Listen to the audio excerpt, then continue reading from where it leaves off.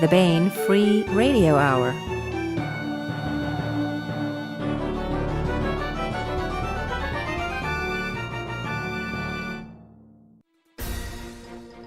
On the podcast, weaving in and out of space-time on a ship that pauses for deep reflection after every second planet it passes. Hey, it's better than taking the bus. Plus, we continue with the complete audiobook serialization of Larry Correia's Son of the Black Sword. All right now.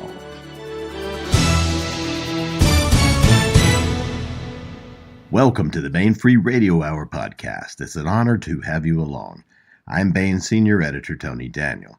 This time we talk with Chris Weuve. Chris is the president of BuNine.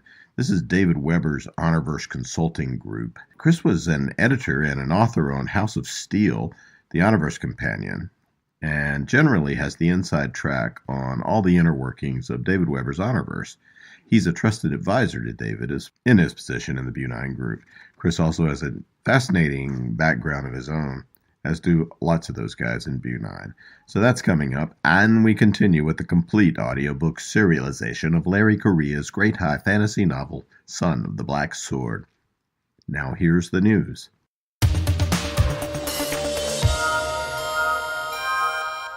Hey, I wanted to tell you about the April contest, which starts Sunday, or even Saturday at 12:01 a.m. if you happen to be up. Here it is. Die laughing. It's April Fool's. This year, the favorite holiday of pranksters everywhere falls one day before the release of the new entry in the Half-Life Chronicles, A Witch in Time by William Mark Simmons. The book finds half-vampire private investigator Chris Chete pitted against all manner of monsters, which got us thinking. Monsters were real, and we're not saying they aren't, mind you. How would you prank them on April Fool's Day? Assuming that you had the nerve to prank them at all, would you replace Dracula's onion salt with garlic powder? Swap the Wolfman's plasticware for Grandma's good silver, the real stuff? Tell us for a chance to win a copy of A Witch in Time, signed by William Mark Simmons. For more info and how to send your entry in, visit the contest page at baen.com/contest. That's baen.com/contest. And send us your most monstrous idea for a prank on a monster. Your signed copy of A Witch in Time may just be waiting on the other side of the veil. I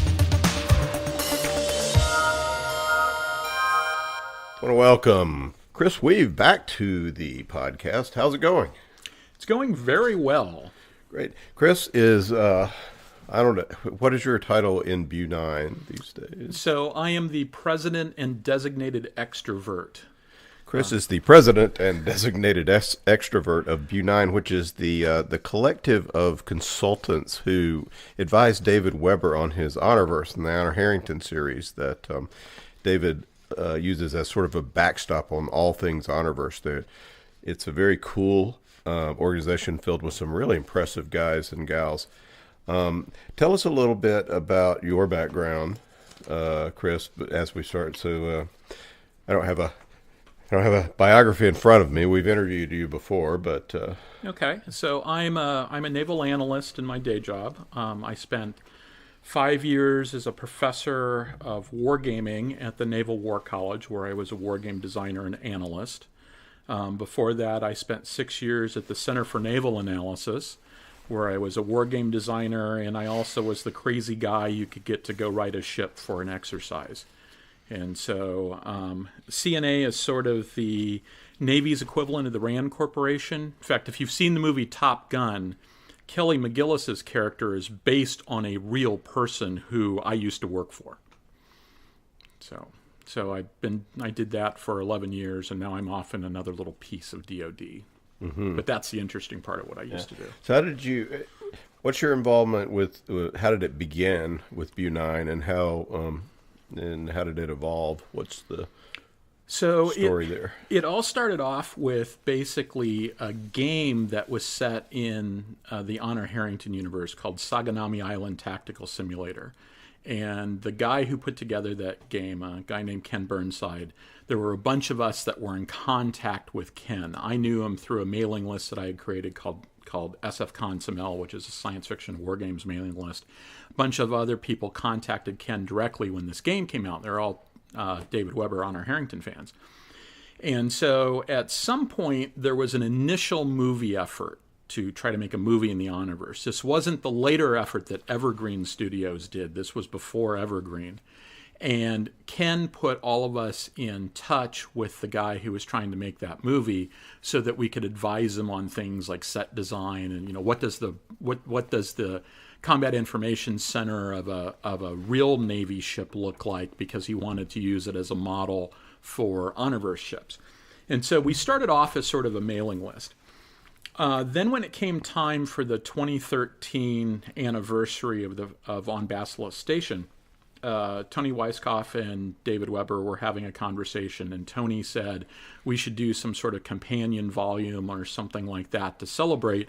And David said, I know just the people to do it, because by that point we had been meeting with David Weber on an annual basis. We had our annual meeting. We called it HonorCon, which we then later stole that name from ourselves to use as the name of a science fiction convention. But at the time, we just called it HonorCon, and we get together in Norfolk or Greenville or someplace and just spend a weekend talking Honorverse issues with David. So David tells Tony, I know just the people who could write this book. Tony had a little bit of a hard time wrapping her head around a contract with a mailing list.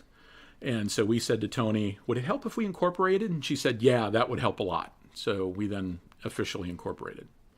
How many are there about? 25-ish, 20-ish, something like that. There's some members that are way more active than others. There are some that were active previously and have sort of fallen off the activity levels. Yeah. You exchanged... So what was the process before and that led up to the companion? You exchanged little essays, or it was just basically an in-depth discussion, and it started off with just little side conversations. Tom Pope, who is the chairman of the board and my predecessor as president, and who decided he didn't want to be president because he is not an extrovert. And so he handed that job to me because I can go off and talk with people that I've never met before. Yeah, he's also, by the way, Tom is a co-author on the Manticore Rising series that David and Tim Zahn are writing with yes. Tom. Yeah. So Tom is living the dream right now, in that he gets to be paid to do science fiction stuff and make robots. And make robots, which is what he does with his kids. His kids are, I forget how many robot teams now he's a technical advisor for, but they're nationally competitive. So that sucks up a bunch of his time. So there was side conversations that took place. David and Tom at one point were basically, they had a set. They would talk Friday nights at 10 p.m. and talk for an hour or two, just sort of hashing stuff out. Now we've actually got an internal website that we exchange stuff through. We still try to get together at least once a year.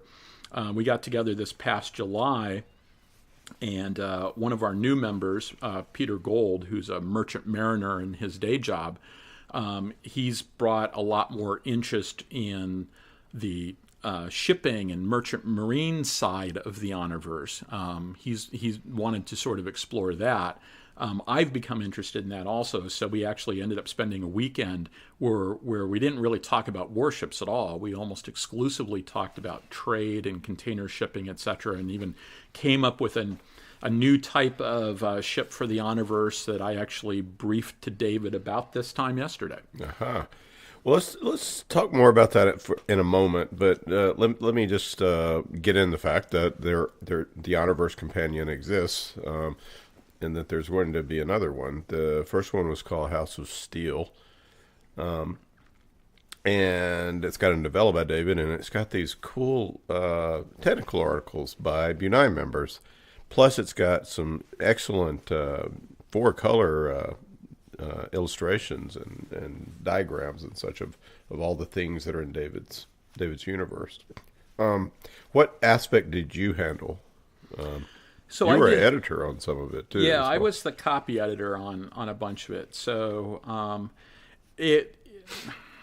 I was mostly the copy editor. I mean, it was a little bit more than copy editing. I spent a lot of time making sure that, like, I'd read the Grayson article, and then I'd read the Manticore article, and I'd say, okay, in the Grayson article, we cover topics A, B, and C, and in the Manticore article, we cover B, C, and D. Those need to match. We need to sort of have some consistency in format. I spent a fair amount of time rewriting some things to both make it fit in with that format and to fill in some holes. And then I ended up doing an article at the end with David called Building a Navy in the Honorverse, which is based upon, originally based upon a slide that was in a presentation that I received when I was a professor at the Naval War College. And I said, hey, can I have a copy of that slide? And, is it classified? And they said, no, it's unclassified. Here, you can have a copy. When I asked for the slide, I didn't mention starships even once. They gave me a copy of the slide. And it's a nice little model of all the things that you need to think about if you're designing a Navy. It starts with strategy on the far left-hand side. On the far right-hand side, it's talking about things like training and personnel tempo and things like that. If you can answer the questions in all the boxes consistently, you've got yourself a Navy. Cool. So, and there's another Honorverse companion that it's in the works. It's in the works. What's the name of that one going? That's going to be House of Lies. It's going to cover the Andermani Empire and the People's Republic of Haven. Well, Haven in all of its forms. We're probably writing-wise about 70 to 80% done on it, which means that overall we're probably in the 40 to 50% mark on that. It's been taking a little bit longer than we wanted it to, in part because Tom is a major player and he's busy doing Manticore Ascendant, in part because David has had some scheduling issues, and so we've been sort of taking advantage of the fact that David's sort of out of pocket anyway. And in part because the rest of us have had a severe case of life occurring. I spent about... I've taken about a total of 2 months worth of medical leave this year, and I'm not the only one who's done stuff like that. So we're at the point where we're trying to basically regroup and start that process up again. So Tony Weiskopf, if you're listening, it's coming. It's coming, I promise. Cool. And it is highly anticipated as well. So tell us more about this container ship stuff, and why is this so fascinating for the Honorverse? Well, there's a lot of trade going on in the Honorverse. Yeah, there's a lot of trade going on in the Honorverse, and in a lot of ways, the Honorverse trade assumptions are actually very similar to the current trade assumptions. Most people don't understand exactly how important containers and container ships have been. If you think about shipping in science fiction and in the real world, most people have this image of big cargo nets lifting boxes out of ships, right? And a lot of the science fiction out there that's written is sort of written with the idea that you're sort of putting boxes in holds, et cetera, et cetera. That isn't really how the world has worked for a long time now. It started changing in the 1950s with the advent. Somebody came up with the idea of, like, what if we just take the trailer of a semi-tractor trailer combination and ship the trailer, and then at the other end we'll just connect the semi. Well, then they realized, no, you don't really want to take the wheels with it, et cetera, because it makes it hard to stack, et cetera. What if we just take the body and put it on a trailer when we get there? Because you can lift these with a crane, et cetera, et cetera. In the old days, when you were shipping something, any time it moved from, like, the shore to the ship, back to shore, onto a train, et cetera, it involved guys having to go and pick it up. And so there was cost associated with all of that. The middleman, yes. Yeah, there's always a middleman. And you've got unions going on strike, and you can never predict exactly how long it's going to take to unload the ship. It could take a week. It could take 2 weeks. It was very unpredictable, and it was very expensive. About half the total cost of shipping from, say, like Europe to Indianapolis was based on shipping. Containers allow you to do true intermodal transport, where rather than have guys unloading and loading, you have a crane that picks it off the ship, puts it on a truck, that takes it to the train station, another crane puts it onto the train, and it goes to its final location. So modern shipping is so cheap that when they're trying to set the price of the goods inside the thing, they generally don't include the price of shipping. It's kind of lost in the wash. And that's how it works now. And the other thing is, rather than taking a week or two to load and unload a ship, you can do it in about 6 hours. So it makes sense that this model is the model that would be used in the Honorverse. And we knew from talking with David and from reading the books that David had a container ship model in mind. Would be the cost of the shipping. So whatever it is you're buying from Europe, the price just doubled. Well, we sat down and started thinking, what does that container ship look like? Or what might it look like? And so we figured that there are probably container ships that look a lot like the ones we've got now, where you just sort of, last on, first off, you just sort of stack them in there, etc. From talking with David yesterday, there's a little bit more to it in his mind on how that bulk type of shipping works. We came up with the idea of what we call a rotary container ship, where basically the containers are attached to rotating rings within the hull of the ship. There's an empty core that lets you move containers from ring to ring. All this is done with gravitics. And as a result of that, you can minimize your onload and offload time. You pull into port, you start spitting out containers, you take new ones in as fast as you can get it, and then as the ship moves to the next star, there's a process that I refer to as defragging your freighter, where you go, okay, the next destination is, Beowulf, and for Beowulf, these containers, we know they're going there because we can read the little microchip. Well, macro chip. I mean, basically, each one of these containers is going to have a fairly dumb computer in it. And by dumb, I mean the equivalent of a modern supercomputer, right? Because it's the Honorverse, right? Yeah.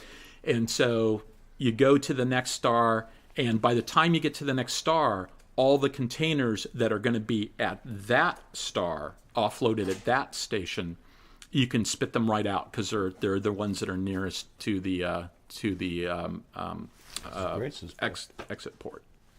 Hang on just a minute. I'm sorry, Jim. That's fine. There's no one. I walked the whole way around.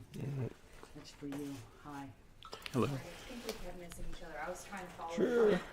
I'm sorry. You're fine. Oh, here, Grace. I do think it's really ironic that we just got a FedEx delivery while talking about shipping. Mm-hmm. That is true. Maybe we should just leave it in.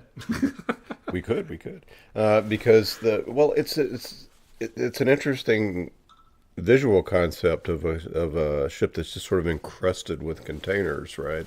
Yeah, they're all. Our idea is that they're all in the hull, and we also started thinking about what type of containers you might have in there, and we included things like containers that are outfitted for passengers. And then we started thinking about, well, you could use this thing as a colony transport, right? With the idea being that you take all the containers down to the planet. And there's two different kinds of containers. There's one about the size of a regular shipping container. I forget the exact dimensions, but it's approximately, like 8 feet by 8 feet by 40 feet, something like that. And then there's a bigger container package that it fits into, because when you've got gravitics, you want to bundle as many of these as you can handle. But once you get it down to the planet, you probably want to break it up because you got to deal with loading docks and stuff like that. So you've got these bigger containers. They're like the size of small buildings. So you go to the colony world, you offload all the stuff. You've probably packed a bunch of extra stuff into the core hull, maybe the parts for the space station you're going to put in orbit. Our back of the envelope calculation is that you could take about 15,000 colonists and all of the stuff that they need on a transport that's about 5 million tons, which in Honorverse terms is kind of medium-sized. And so we haven't really thought through where, who uses this, etc. David doesn't think that this is something that every company is going to use, that it's kind of a niche product, which makes sense. Just like nowadays, some container ships are basically, they go from A to B to A to B to A to B. They're just constantly going back and forth. Other shipping is more about like postal delivery routes, right? I've got stuff that I need to drop off. Our theory is that in an interstellar situation, there's going to be particular companies that are going to be wanting to do circuits, right? They're going to, like the triangle trade, they're going to be going A, B, C, D, A, B, C, D. And so the ability to manipulate things is probably going to be a big deal. Mm-hmm. So how did you, just in our real world, how did you present this to David? Was it, would you do a PowerPoint and say, look? I put together a PowerPoint that was really sort of tailored specifically for David. At some point, we'll probably start doing it as a presentation. In fact, we should talk about whether it makes sense for an article for the website. So David, we're looking for where we could fit in the schedule. As it was, the place where I could fit it in the schedule, where David could fit it in his schedule, was while he was doing a signing. So I showed this to him on my iPad the entire time people are coming up and he's taking time off to sign books, etc. It wasn't, it was a, if you've ever interacted with David, it's a very sort of David-like situation. But we have some artwork that we've done. In fact, we managed to do one generation of artwork during the BuNine annual meeting, just doing CAD/CAM stuff. And then we've done another generation of artwork since then that sort of shows how it all fits together. So we were able to present him with pictures of how we envisioned it. So it was a very fun weekend. It was a great little project for us. That sounds really cool. And one thinks about ways it will fit into the Honorverse post Uncompromising Honor as well, which could have some cool implications of various storylines that might. Yeah, I could easily see there being we've seen a few Merchant Mariner characters, but we haven't seen a whole lot of them. I think there's one of the things about the Honorverse is that there's so many unexplored areas of it that there's a lot of room to grow in there. So even though David's sort of bringing that main timeline to the end, even sort of ignoring the fact that there are stories set in the future that he wants to tell, there's a lot of stories around that need to be told. I mean, I kind of think of it as Steve Miller and Sharon Lee's Liaden universe set within the Honorverse, right? They're mostly about trade, et cetera, et cetera. Yeah. There's a lot of room for drama in there that doesn't involve dreadnoughts. Sure. Well, David is I mean, in our long interview on Uncompromising Honor, he was talking about how he's got so many stories in mind that he's never going to be able to tell them, perhaps, and wants some help. So, this is just another amazing working out of the shadows of the Honorverse, and it's the world is just incredibly complex and cool in a way that David envisioned, but that a group of people have sort of helped him work out, and it just makes everything about the Honorverse more detailed and more cool and more textured and excellent. So tell us some more. You have some stuff that we might discuss about navies in space that are not necessarily just the Honorverse Navy. You had an interesting idea about what the U.S. Navy taught you about Starfleet. That's a presentation that I do on a fairly regular basis. I did it this past weekend. It started as a talk I did at the Philadelphia Science Fiction Society back in 2013, where they invited me to be their monthly speaker for the month of December. And I said, what do you want me to talk about? And they said, anything that you want. And I said, that's not helping. Yeah. And so I finally settled on this topic of what the U.S. Navy taught me about Starfleet. Because I spent a lot of time on Navy ships watching naval officers do their thing. And I always say that when I went on board, I always had two notebooks. I had one notebook that I used to collect data for whatever exercise or whatever reason I was there. I was always there working. And so one notebook was about collecting data for whatever that particular project was. And the other notebook was just like, what's it like being on a ship, and how do the phones work, and how's the plumbing work, and what color is the floor? And I mean, I literally have an entry on how the color of the floor changes when you go from one type of space to another type of space. If you're on a Navy vessel, U.S. Navy vessel, you can look at the floor and you can tell what type of space you're in. And so I basically do this compare and contrast. There's a lot of things. I mean, it's a very different operating environment that the U.S. Navy operates in. So I talk a little bit about what the operating environment looks like. I talk a little bit about the things that make it really much easier for the U.S. Navy than Starfleet.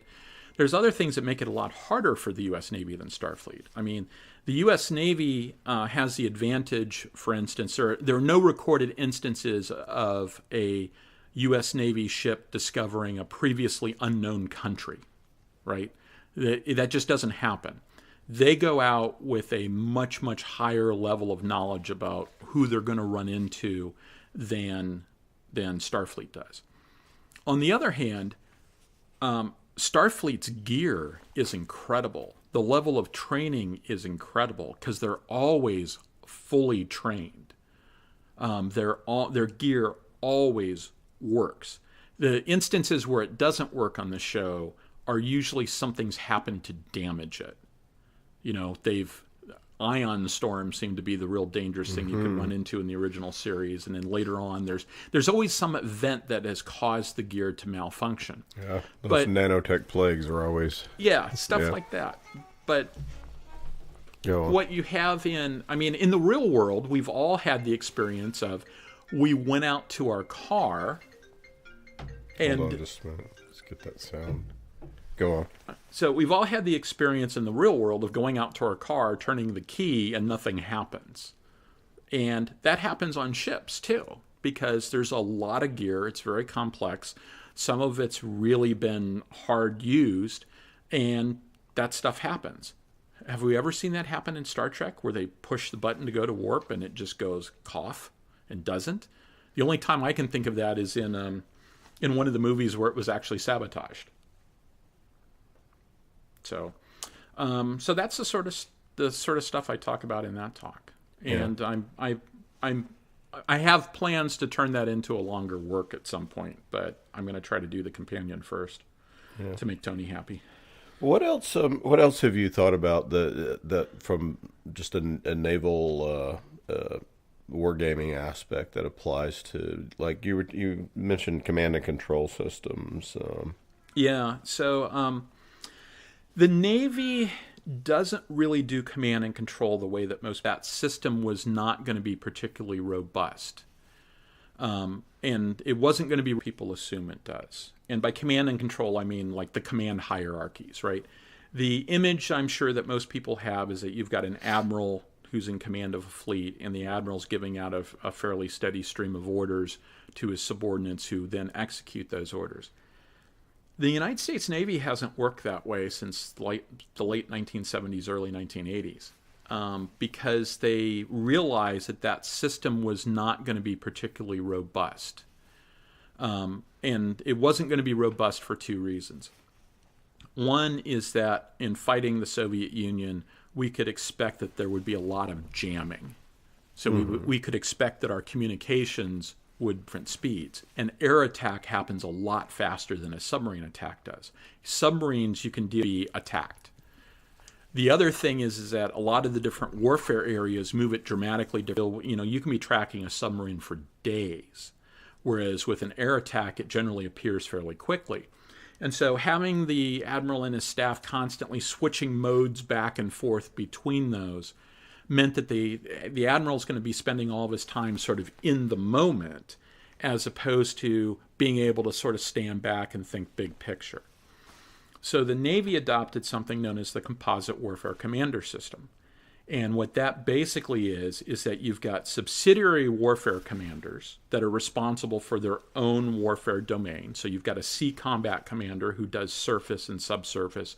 You've got an air defense commander that's responsible for protecting the battle group. You've got a strike commander who's responsible for striking targets ashore, and basically everything involving the airplanes that isn't just pure defense. The admiral gives these guys his intent, here's what we're going to do in big picture terms.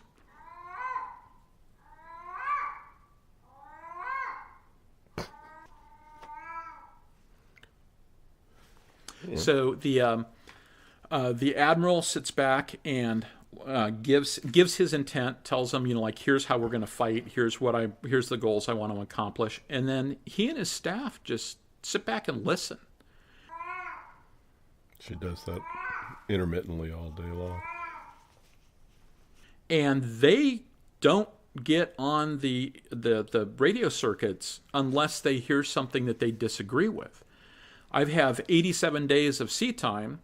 In those 87 days, I've heard the admiral or his staff get on the radio 4 times. One of them was, no, don't do what you're doing, do this instead, which is called command by negation. And if you don't hear anything from me, it means I'm happy.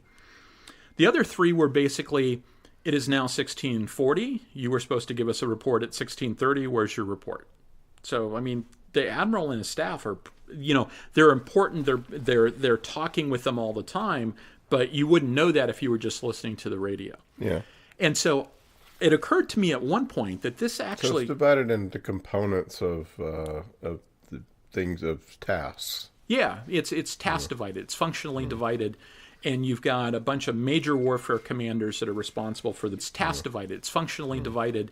And you've got a bunch of major warfare commanders that are responsible for the big areas. And then you've got something called coordinators. Like you have a helicopter element coordinator. And it's his job to make sure that all the maintenance schedules on the helicopters, that all the scheduling works out so that when the Sea Combat Commander needs a helicopter to do something, there's a helicopter available. You don't want everybody flying at the same time because then everyone ends up down for maintenance at the same time. And so his job is to say things like, you know what?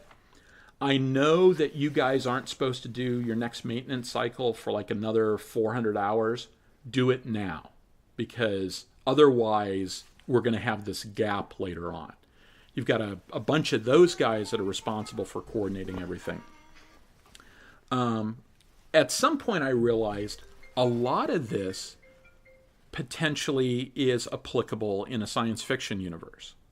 Like I was specifically thinking of John Henry's universe, where there's a light speed lag. Anytime, and the ships are far enough apart that the light speed lag affects the ability of the commander to actually control his forces. Well, that Soviet jamming I mentioned earlier, that's an attack on the communications. It's decreasing the ability of the commander to talk. That light speed lag is kind of the same thing.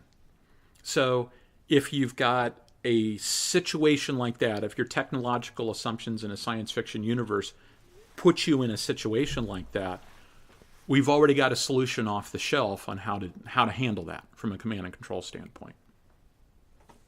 Well, I guess it all depends on what kind of communication systems are in place in this particular universe. If you've got a faster than light communication system, everything I said is irrelevant. You don't need to do it that way. But it's one of the comments that I always make when people start talking about whether there's stealth in space or whatever, is that a lot of this is really technologically dependent. If your ships are moving very slowly, then there's lots of time to look for them. They're probably going to be found. If the ships have a tactically useful FTL drive so they can jump into a location very close, you know, it's a lot easier to play submarines in space that way because you get inside the other guy's decision loop. So it's all based upon the assumptions. It's not just physics. You can have hard science fiction with different technological assumptions that will change the answer, even though the physics are hard in all cases. That's cool. It's just, I mean, it's endlessly fascinating to think about. But is the science fiction spaceship naval metaphor really applicable or not? And how would it be applicable? Is it? Because I think we want it to be so badly. It certainly makes things easier for authors to be able to go to the shelf and pull a model down without having to reinvent that model. And we see various models in use. David is fond of saying that for his universe it started out as sort of Age of Sail broadside sorts of things. Now it's gotten a lot away from that. I don't remember I don't remember Admiral Nelson talking about electronic warfare at all. But it's still at its core, there's this element that's really about, forming the wall of battle is a very Napoleonic Wars type of tactic. Others have a tendency to gravitate more towards an aircraft carrier in space model or a submarines in space model. We've seen all of those. I think, first of all, my recommendation to anybody who wanted to do this is don't let your model rule, trump your common sense on stuff. Aircraft carriers are a case in point. I love Battlestar Galactica. It's a great show. I am unconvinced that the aircraft carrier in space model is the default model that you should think about. And that's because aircraft carriers are designed around the flight deck. An aircraft carrier is a way of having your cake and eating it too, of being able to have a big thing that has a lot of supply, et cetera, the ship part, yet still have these high performance ability that you get from airplanes. The reason why aircraft carriers work is because you have both the sea and the sky that you can take advantage of, and you need a big ship with a big flight deck in order to transition the airplanes from the sea to the sky and back. If you don't need to do that transition because, for instance, you're in space and you can just push them out a hatch and they float away, you don't necessarily need that big flight deck, and as a result, you don't need to build a big ship, and as a result, you don't get the synergistic effects of just basing everything on the big ship. It would be the equivalent of, instead of building an aircraft carrier, you just put a couple of F-35s or Harriers on all the ships in the fleet. And we see that in shows like Babylon 5 and Stargate, where they have ships that are essentially battleships. They don't call them that, but they're essentially battleships that have a small number of fighters on them. You might still want to put all your eggs in one basket because there's some efficiencies of scale in doing that, but you're not required to. In the U.S. Navy, if they want to have air power, they're really required to do it that way because the physics just force you to do it that way.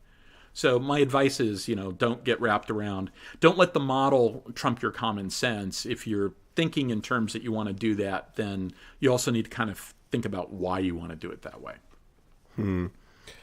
Well, I mean, from what I've understand about the F-35 and is, I mean, it's kind of a game changer anyway, and how because it sees over horizons, and it's sort of like a AWACS and a fighter fighting together. And the F-35 program has had a few issues, in part because it's trying to be all things to all people.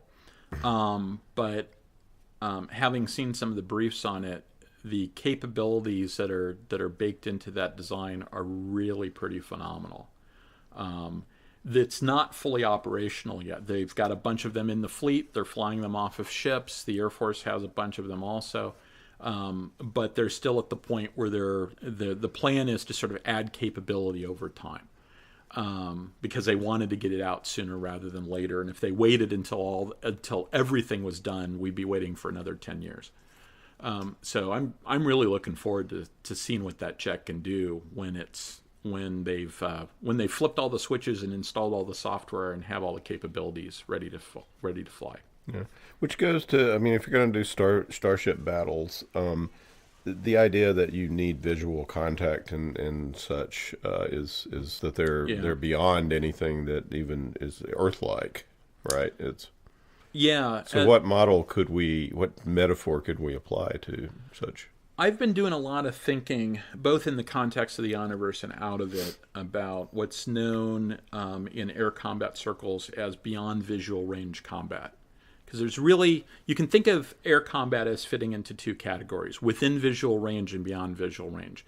So within visual range is dogfighting, your classic dogfighting. If you see a guy waving, holding his hands in such a way that it looks like two airplanes flying, they always talk about shooting your watch. Because it always looks like such a way that it looks like two airplanes flying. They always talk about shooting your watch. Because it always looks like the one guy's hand is pointed at the watch on the other hand.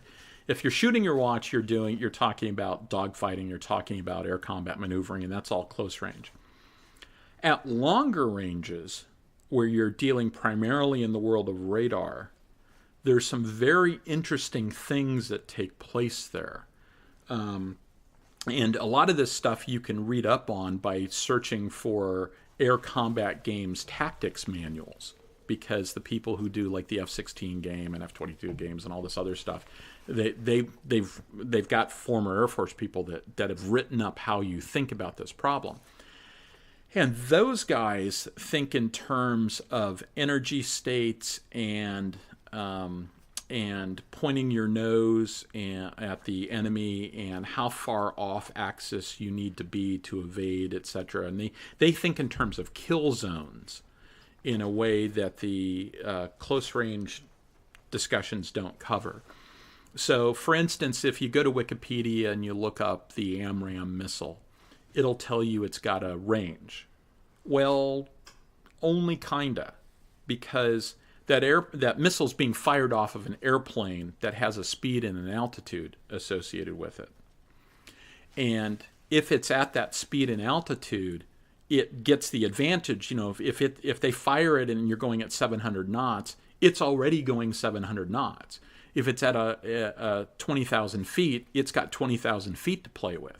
So what the exact range of that, it's the equivalent of if I throw a stone off of my house, the range of the stone may be 50 feet. If I throw it off the Grand Canyon, that the lateral distance may be hundreds of feet before it lands, right? Yeah. And so thinking in terms of just range only doesn't make sense. The other thing that's cool about this in my mind is that they've got this elaborate vocabulary to talk about situations. Like Hang on just a second, Chris. What do you need? Okay. It's in my my jacket. It's hanging up out on the coat hangers. It's the black raincoat. No problem. So one of the other things that I think is really cool about this particular model is that they've come up with a vocabulary to describe these particular situations. So they've got a term that they use for when the kinematics of the weapon you're firing have overmatched the opponent so much that the opponent cannot escape. And so if the opponent doesn't start maneuvering before the missile gets to a particular location, you've got him and he can't get away. And there's a term for like what happens when you're firing at an opponent. There's a term for what happens when the opponent's firing at you. And you're trying to minimize some variables and maximize the other variables. And this is the sort of vocabulary that professionals develop to talk about these situations. Because you can't, in this particular case, you just can't talk about speed and range because there's all these other variables that affect the speed and range. So rather than try to put hard numbers on it, they'll say A pole or F pole or something like that, and that means something to the other people. So I've been thinking those are all concepts that would make sense in something like the Honorverse, where the speed of the firing platform makes sense, etc. It would make sense that people would develop that sort of vocabulary. What does that vocabulary look like? And then comes the question of why haven't we seen it in the books? And the question of how do you explain it to a reader without it being somebody just saying F pole and A pole, et cetera, right? You have to make it understandable. I always approach things from being a naval analyst. I always approach things from the analysis side. So it's like I want to build the model and make all that stuff work. And then after I'm done with that, David and Tom and I and others will sit down and try to figure out how to make it fit in such a way that the reader can understand it. Yeah, and also the ever burning question of like how you could apply any new ideas to because you have to work things in such a way that that they've been there all along. Yeah, we spend a lot of time mining the Honorverse for stuff. Andy Presby and I are currently in about year 10. No, not quite year 10, maybe year 7 of a discussion about what exactly does a combat information center in the Honorverse do? because a lot of the functions that in the United States Navy a combat information center would do actually take place on the bridge of a starship in the Honorverse. And so we both have this project of basically going through all it's exactly what those guys are doing without violating anything that David has said. And I've talked with David about the idea that I want to write a couple of little snippets where I haven't found the battle to do it, but what I want to do is take an Honorverse battle where you see everything from the perspective of the guys on the bridge, but I want to write it from the perspective of what the guys in the Combat Information Center are seeing and doing and what information they're feeding to the bridge. They're clearly a support function. The combat decision making is taking place on the bridge. But what do these guys do? They clearly do something, because every Honorverse warship has a Combat Information Center. But what they do is not the same thing as what the United States Navy does in their Combat Information Center. So it is my personal task to figure out what they do. Well, so where is BuNine going next? What's as a sort of final question, what's up with BuNine and the Honorverse, and what's next? Well, our initial alligator closest to the boat, as my naval colleagues would say, is to get the next companion out the door. Then we need to have a conversation with Tony Weisskopf about whether there's interest in doing future companions after that. We've got ideas for at least one more, and we'll see if it makes sense. There's certainly stuff that's taking place in the Manticore Rising trilogy that we haven't really looked at. Tom Pope has been playing in that universe, but BuNine writ large has not been. There's some things there.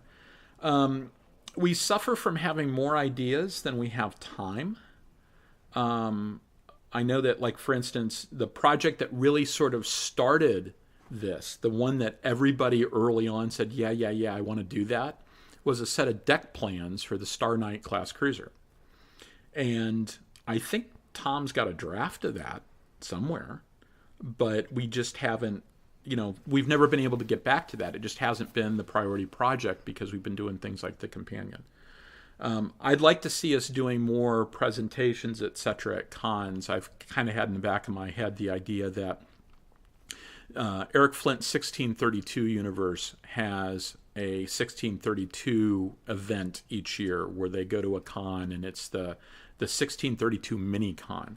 I'd like to see a BuNine or Honorverse mini con where we get as many members of BuNine together and try to sort of replicate what we did in the 2013 Honor Con, which was really about doing the data dump on all the things that we had been working on, try to explain what's going on in the Honorverse and present all that stuff. We haven't been able to pull that off fairly recently because everybody's gotten busy, but I can dream. Well, we'll all dream with you, because there's a lot of audience out there that just love to dive into the Honorverse and think about it even after the stories are done, and just continue the journey. Yeah, this set of stories will be done, but there's plenty of other stories to tell. True. Yeah. Well, thank you so much for stopping by and talking to us about all that's going on, Chris. Well, thank you for having me.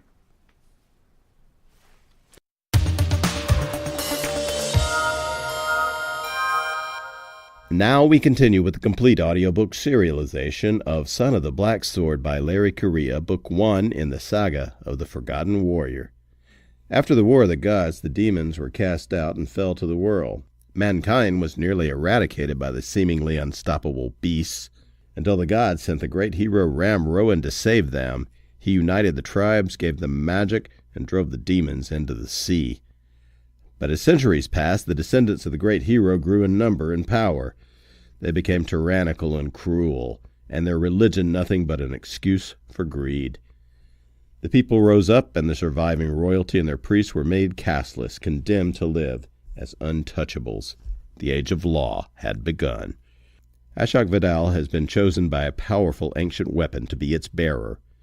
He is a protector, a member of an ancient military order of roving law enforcers. No one is more merciless in rooting out those who secretly practice the old ways as Ashok. But Ashok isn't who he thinks he is. And when he finds himself on the wrong side of the law, the consequences lead to rebellion, war, and perhaps transformation. Now here is the latest entry in Larry Correia's Son of the Black Sword. Maybe I won't miss these practice sessions that much after all, Jagdish muttered as he limped toward his office. What? Return the prisoner to his cell? Ashok enjoyed the bright winter sun on his face until he was put back in his hole. They were coming for him. The footsteps were getting closer. Some of them weren't wearing guards' boots or prisoners' bare feet or coarse sandals, but fine, soft shoes. The prestigious visitors were approaching his cell. Ashok's pulse quickened. It was strange to be so excited for his own death, but the wizard Kuhl had burned away all that he had been before and replaced it with devotion. He'd proven that he was an imperfect servant of the law, but the law was still his foundation, his purpose, and now it required him to perish. As long as he lived, he would remain an aberration, an element of chaos in an otherwise orderly system. So Ashok would go to his death not just willingly, but eagerly. They stopped outside. This is him. Jagdish.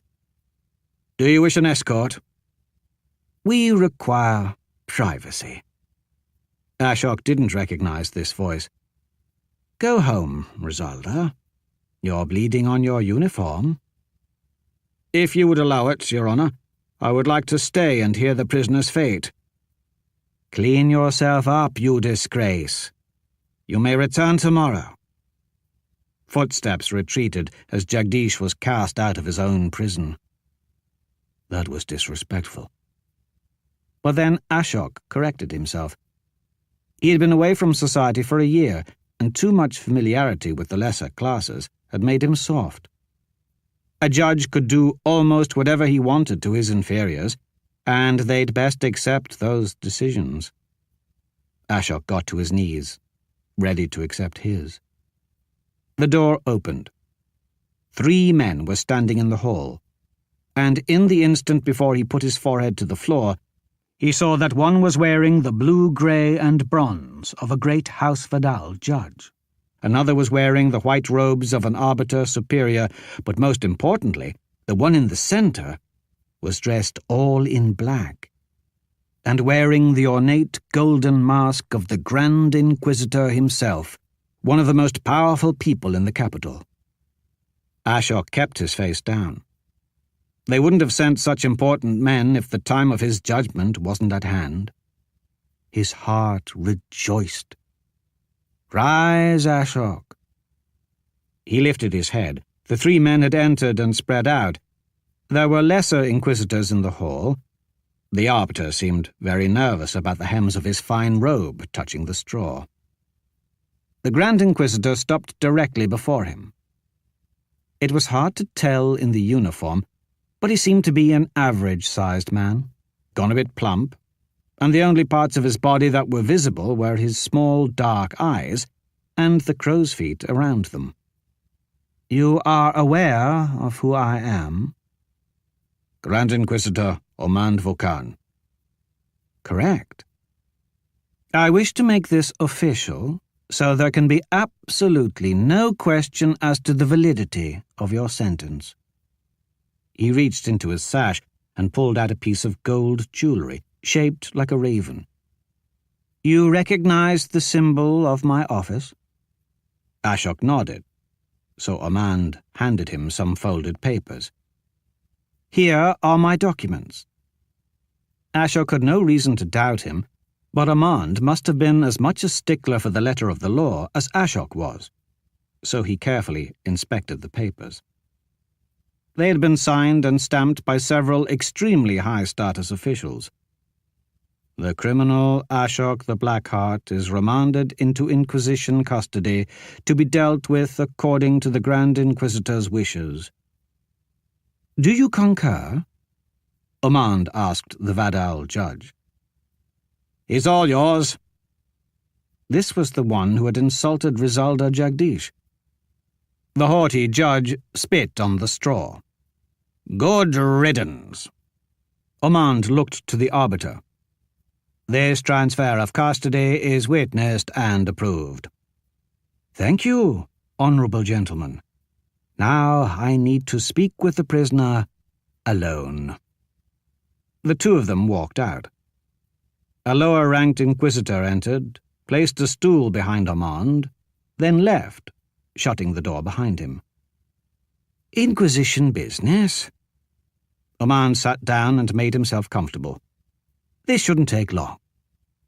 And then Omand remained there, perfectly still, silently studying him for several long minutes. It was difficult to tell what a man was thinking when you could only see his eyes. Such silent judgment probably unnerved most prisoners, but it meant nothing to a man incapable of fear. So Ashok studied him back. What he found behind those eyes was intense, cold, and somehow broken. Ashok knew it well, because he'd seen something similar every time he had ever looked into a mirror. It took hard men to maintain the sanctity of the law. I will truthfully answer any questions you have to the best of my ability, Ashok stated. If you wish to confirm the accuracy of my answers, I will not resist any tortures you wish to apply. You have my word that Angruvidal will remain sheathed in your presence.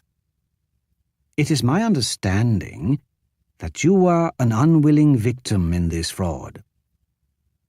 I had no knowledge of my true origins until last year.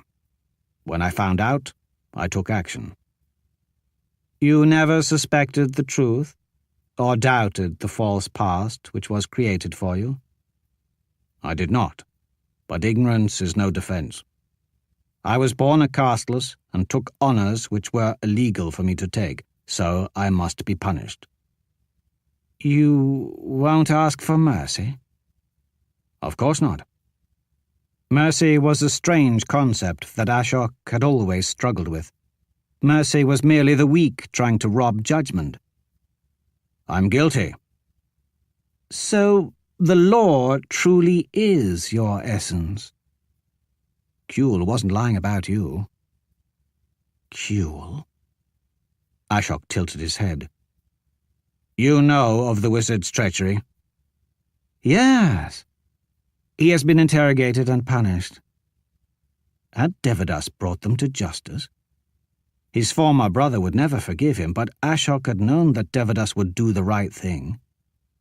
How? That is not your concern. Harter. Chavans. Ashok had no problem going to the eternal nothing, but he would die easier knowing that they'd gone first.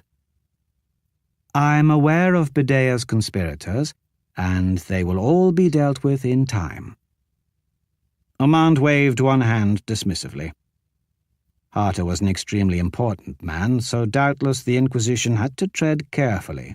But nonetheless, Ashok was glad justice would be satisfied. They're not why I'm here. One other question, an unofficial curiosity, really. If you are such a devotee of the law, why kill a member of the First to avenge a casteless? Was it so personal because she was your mother? Regardless of my personal beliefs, Bedea had committed crime. Oh, so you weren't avenging your mother. You were avenging the law? If only I'd known your motivations were so pure all along, I wouldn't have had to come all this way. Ashok paused for a long time, mulling over the Grand Inquisitor's sarcastic response. He had sworn to tell the truth, so he was obligated to continue, no matter how uncomfortable those truths were. I've had time to think about it, since. Medea didn't just take my mother from me. She made it so that she never existed at all. Gone. As if they never were. I know that I shouldn't care, but that offended me.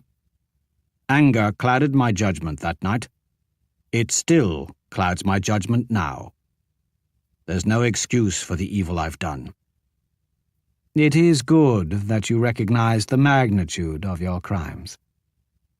Even now, after all this time rotting away in a prison with little else to do but try to remember, he only had tiny glimpses of his real past before the sword. A white smile on a tanned face, eyes bright and proud of her boy, a gentle hand picking bits of grass from his hair as they huddled together for warmth in one corner of a crowded shack.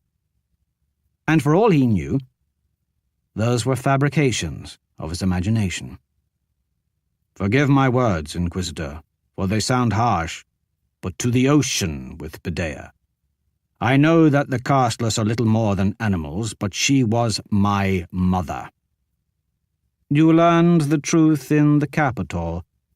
Having just made the same journey myself, I know how long it takes.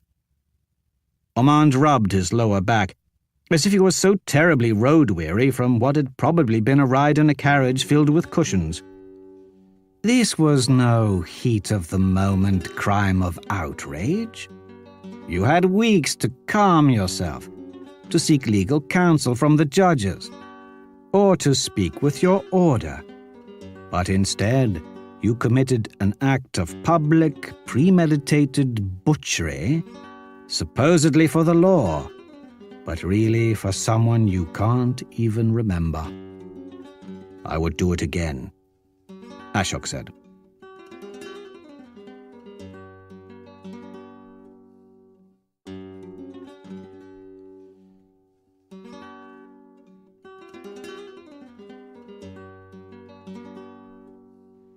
That's another entry in the complete audiobook serialization of Son of the Black Sword by Larry Correia. And that's it for the podcast. Thanks to Audible.com, thanks to Baen intern Victoria Lambert for editing help, and the podcast theme composer Ruth Judkowitz, and a bruising time-traveling hell ride through the riches of future technical innovation where he'll be allowed to snatch a biophone from the phone tree and use it in the present day to remake all the highway asphalt color to match the pretty lines on the map, or just to find out the horse race winners. Plus, thanks, praise, and plaudits for BuNine director Chris Weuve. Please join us next time here at the hammery heart of science fiction and fantasy, and keep reaching for the stars.